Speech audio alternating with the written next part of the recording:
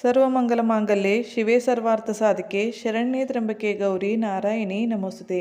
ನಮಸ್ಕಾರ ಎಲ್ಲರಿಗೂ. ದೇವರು ಎಲ್ಲರನ್ನೂ ಚೆನ್ನಾಗಿಟ್ಟಿರಲಿ ಅಂತ ಪ್ರಾರ್ಥಿಸ್ತೀನಿ.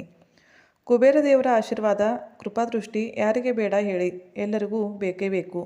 ಕುಬೇರ ದೇವರ ಹತ್ತಿರ ಸಂಪತ್ತಿನ ಭಂಡಾರನೇ ಇದೆ ಅಂತ ನಮಗೆಲ್ಲ ಗೊತ್ತು. ಆದರೆ ಕುಬೇರ ದೇವರನ್ನು ಒಲಿಸಿಕೊಳ್ಳುವ ಮಾರ್ಗ ಮಾತ್ರ ಗೊತ್ತಿರೋದಿಲ್ಲ. ನಾವು ಲಕ್ಷ್ಮೀ ಪ್ರಾಪ್ತಿಗಾಗಿ ಹೇಗೆ ಲಕ್ಷ್ಮೀ ದೇವಿಯ ಆರಾಧನೆಯನ್ನು ಮಾಡ್ತೀವೋ ಅದೇ ರೀತಿ ನಮ್ಮ ಜೀವನದಲ್ಲಿ 4 ದಿಕ್ಕಿನಿಂದ ಸಂಪತ್ತು ಸಮೃದ್ಧಿ ತುಂಬಿರಬೇಕಾದರೆ ಕುಬೇರ ದೇವರ ಸೇವೆ ಕೂಡ ಮಾಡಬೇಕು. ಇವರಿಗೆ ಧನಪತಿ ಕುಬೇರ ದೇವರು ಅಂತಾರೆ. ಹೆಸರಿನಲ್ಲಿಯೇ ಶ್ರೀಮಂತಿಕೆ ಅಡಗಿದೆ. ಹಣನೇ ಜೀವನ ಅಲ್ಲ ಅಂತ ನಾವು ಹೇಳಿದರೂ ಹಣ ಇಲ್ಲದೆ ಏನೂ ಸಾಧ್ಯ ಕೂಡ ಇರುವುದಿಲ್ಲ. ಜೀವನ ನಿರ್ವಹಣೆಯ ಅವಿಭಾಜ್ಯ ಅಂಗಗಳಲ್ಲಿ ಹಣ ಕೂಡ ಒಂದು. ಇವತ್ತು ನಮ್ಮ ಜೀವನದಲ್ಲಿ ಸಂಪತ್ತಿನ ಭಂಡಾರವನ್ನು ತುಂಬಿಕೊಳ್ಳಲು ಯಾವ ರೀತಿ ಕುಬೇರ ದೇವರ ಸೇವೆಯನ್ನು ಮಾಡಬೇಕು ಅಂತ ನೋಡೋಣ. ಕುಬೇರ ದೇವರ ದಿಕ್ಕು ಉತ್ತರ. ಉತ್ತರದ ದಿಕ್ಕಿನಲ್ಲಿ ಕುಬೇರ ಭಂಡಾರ, ಕುಬೇರ ದೇವರ ನೆಲೆ ಇರುತ್ತದೆ. ಅದಕ್ಕಾಗಿ ನಾವು ಧನಪ್ರಾಪ್ತಿಯ ಯಾವುದೇ ಸೇವೆಯನ್ನು ಮಂತ್ರೋಪಚಾರವನ್ನು ಉತ್ತರದ ದಿಕ್ಕಿಗೆ ಮುಖ ಮಾಡಿ ಮಾಡಬೇಕು.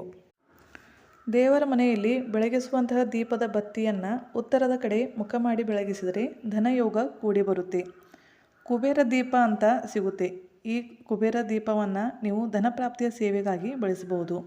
ಕುಬೇರ ದೀಪವನ್ನು ಹಾಗೆಯೇ ಕೆಳಗೆ ಇಡಕೂಡದು.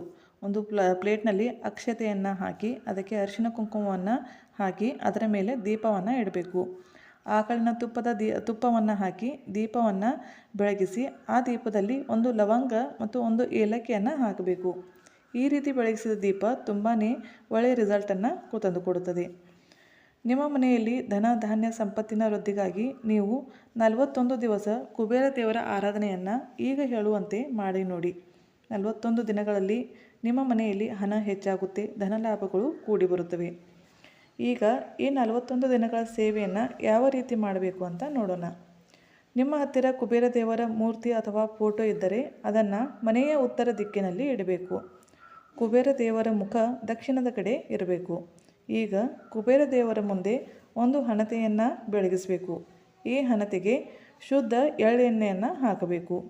ಈಗ ಸ್ಫಟಿಕ ಮಾಲೆ ಅಥವಾ ರುದ್ರಾಕ್ಷ ಮಾಲೆಯಿಂದ ಓಂ ಕುಬೇರಾಯ ನಮಃ ಅಥವಾ ಓಂ ವಿತ್ತೇಶ್ವರಾಯ ನಮಃ ಈ ಎರಡರಲ್ಲಿ ನಿಮಗೆ ಯಾವುದು ಈಸಿನೋ ಆ ಮಂತ್ರವನ್ನು 108 ಸಲ ಅಂದರೆ ಒಂದು ಜಪಮಾಲೆ ಜಪಿಸಬೇಕು. ಡೈಲಿ ಹಣತೆಯ ಬತ್ತಿಯನ್ನು ಬದಲಾಯಿಸಬೇಕು. ಕುಬೇರ ದೇವರ ಪೂಜೆಯನ್ನು ಕೂಡ ಡೈಲಿ ಮಾಡಲೇಬೇಕು. ಈ ರೀತಿ 41 ದಿನ ತಪ್ಪದೆ ಈ ಸೇವೆಯನ್ನು ಮಾಡಿ. 41 ದಿನಗಳಲ್ಲಿ ಆರ್ಥಿಕ ಪರಿಸ್ಥಿತಿಯಲ್ಲಿ ಬದಲಾವಣೆಗಳು ಕಂಡುಬರುತ್ತವೆ. 4 ದಿಕ್ಕಿನಿಂದ ಹಣ ಆಕರ್ಷಿತವಾಗಲಿಕ್ಕೆ ಪ್ರಾರಂಭವಾಗುತ್ತೆ. ಭಕ್ತಿ ಭಾವದಿಂದ ಈ ಸೇವೆಯನ್ನು ಮಾಡಿ ನೋಡಿ. ಖಂಡಿತವಾಗಿಯೂ ನಿಮ್ಮ ಜೀವನದಲ್ಲಿ ಕೂಡ ಕುಬೇರ ಭಂಡಾರ ತುಂಬಿಕೊಳ್ಳುತ್ತದೆ. ಶುಭವಾಗಲಿ. ಬೈ. Take care.